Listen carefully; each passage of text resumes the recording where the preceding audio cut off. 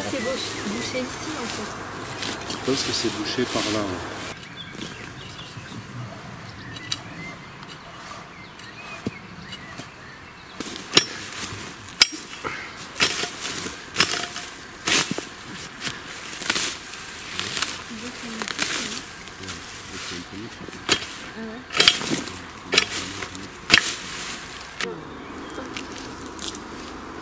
Alors du coup, moi je vois pas le sillon. Toi tu là. suis le sillon. Mais je vois pas, il est là. Là, regarde, tu le vois là. Là, la première va te faire chier parce qu'on est sur le bord là. Ouais. C'est peut-être que le rang. J'aime bien faire jusqu'au bord parce que si ça pousse, c'est joli quoi. Tu vois, c'est au pied des arbres et tout. Elle tombe, juste il faut que tu vérifies que le distributeur ait des graines. Ouais, c'est ça. Est-ce que tu peux nous expliquer qu'est-ce que tu es en train de faire comme expérience? C'est pas une expérience. Hein. Pas une expérience, tu l'as déjà fait? On l'a déjà fait plein de fois. Ah oui. Donc c'est semi-direct de carottes sous couvert. Donc là ici le couvert il est pas super parce que c'était une jachère. Mais après là-bas c'était un engrais vert. Et donc ça sera plus facile. Là où il y a encore la bâche en bas. Là où il y a la bâche jusqu'à peu près la partie verte là en fait c'était un couvert végétal de févrole et de vesse. Ouais. Là en fait comme il y avait une salade au moment où j'ai semé la févrole, j'y suis pas revenu. Voilà, c'est une jachère qui a poussé donc c'est un peu plus difficile à semer parce qu'il faut virer le couvert dessus jamais. Ouais. Mais au fond là-bas on ne l'enlèvera pas. Donc c'est le couvert qu'on a broyé il y a 10 jours, sur lequel on a posé une bâche. Ouais. Et donc maintenant on va faire le semi-direct. Et donc avec la pointe d'une pioche ou d'un objet pointu, peu importe. Là-bas c'est une houe avec une pioche. Je fais du strip-till pour dégager en même temps les débris végétaux. C'est quoi un strip-till? Strip-till c'est un petit travail juste à l'endroit du semis. C'est un terme dans l'agriculture de conservation des sols. La terre ici, par le travail du végétal encore une fois, on voit qu'elle est structurée, qu'elle est grumeleuse. C'est toujours la même combinaison en fait. Le tissu racinaire et l'activité de la plante en croissance a rendu grumeleux la terre et l'a stabilisé. Du coup le lit de semence en fait il est là. On n'a pas besoin d'utiliser un outil rotatif pour affiner le sol. Ce travail il n'a pas été fait par un intrant de matière organique, c'est pas une litière qui a fait ça, c'est le tissu racinaire des plantes, donc c'est la croissance de la plante qui a fait ça. Là c'est une jachère, mais quand c'est un engrais vert en fait, on n'aurait introduit que quelques grammes de semences au mètre carré. Et ces quelques grammes de semences au mètre carré par la magie de la vie vont structurer, organiser le sol dans le temps. Donc on a quelque chose qui est très stable. Du coup, pour du semis de carottes, c'est pas mal. Parce que sur une terre comme ça qui est très limoneuse, en fait, normalement, sur des sols qui sont travaillés mécaniquement et fragmentés, on est sujet à de l'abattance. Et donc le semis de carottes nécessite un affinement du sol très fin. On crée une structure poreuse très fine, avec le travail mécanique. Mais comme il n'y a pas de stabilité structurale, en fait, on a des problèmes de battance. Et donc, s'il fait chaud, entre le moment où on sème et le moment où la carotte lève, une croûte se forme liée à l'irrigation et qui va rendre difficile la levée de la carotte parce qu'en fait, elle n'aura pas la force de casser cette croûte pour passer au travers. Donc, c'est des problèmes de battance. Et donc, ça, c'est typique à des sols de cette qualité texturale, limoneuse. Ils ont tendance à être battants. Mais là, comme en fait, on a une structure qui a été créée par les exudes racinaires et par la force racinaire, en fait, on a de la stabilité structurale, et du coup, il ne va pas y avoir de battance, malgré l'irrigation. Et donc, c'est un sacré gain de réussite des semis. La difficulté dans des itinéraires de ce type-là, dans des pratiques culturales de ce type-là, c'est en fait, c'est les reliquats de la litière, en fait, qui vont créer un couvert.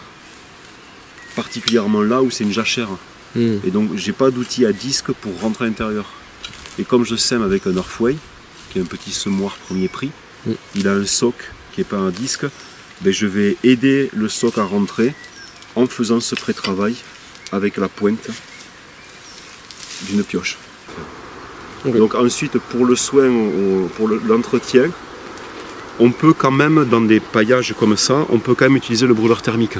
Tu vois, c'est-à-dire que la gestion d'un semis de carottes en bio va des fois nécessiter un brûlage thermique avant la levée des annuelles qui vont pousser.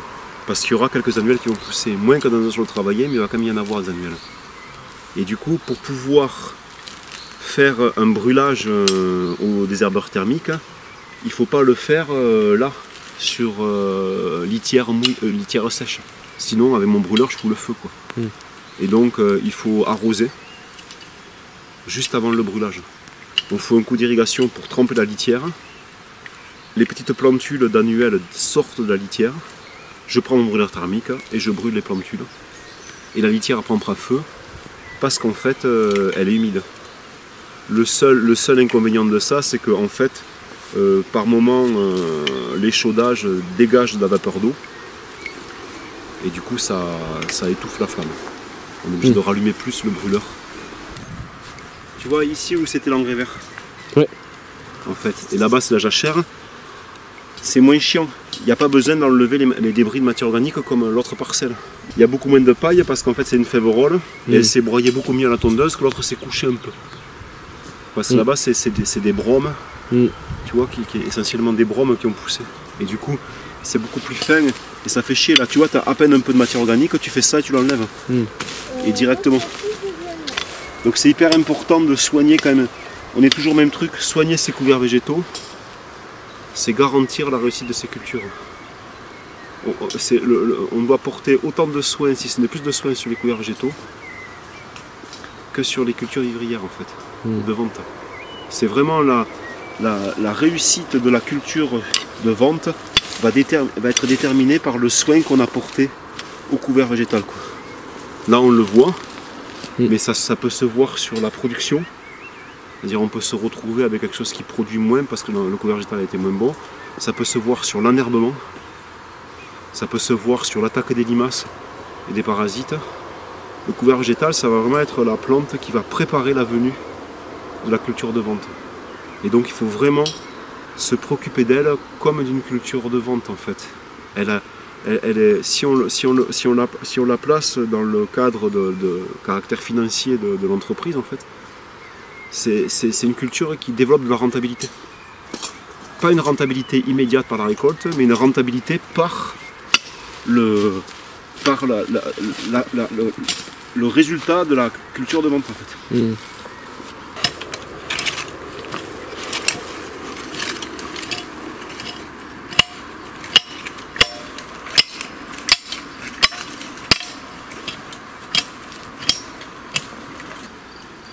Je suppose qu'il est où? Peut-être là.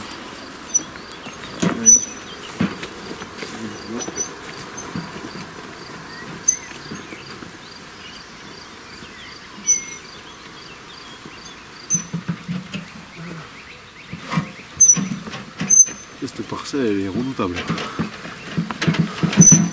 Ah ouais. Ouais. Elle grimpe, elle est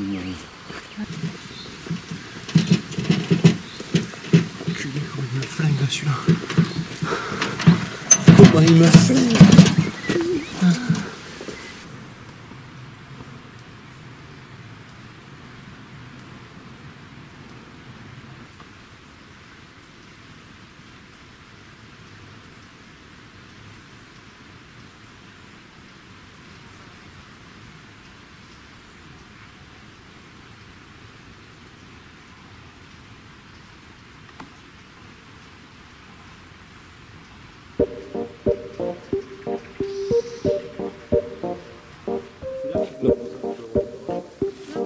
En fait, c'est à force de l'entendre, cette chanson, du coup, tu l'as dans la tête, tu la mets vraiment.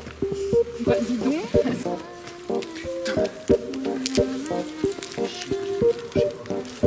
Si tu veux, ouais. On avancera déjà deux pelles et puis je ne capte pas les. C'est l'endroit le plus pourri du jardin en plus. Ah ouais? C'est de la terre hyper argileuse là. Pourtant, ça produit dedans. Et là c'est super beau, avant il n'y a rien qui poussait là. Ah ouais? C'est que ton travail. C'est les engrais verts. Les engrais verts, la prairie, tout ça qui ouvre aussi de plus en plus. C'était mis combien de temps avant que ça pousse vraiment comme ça? Je sais pas, 20 ans. Hein. 20 ans.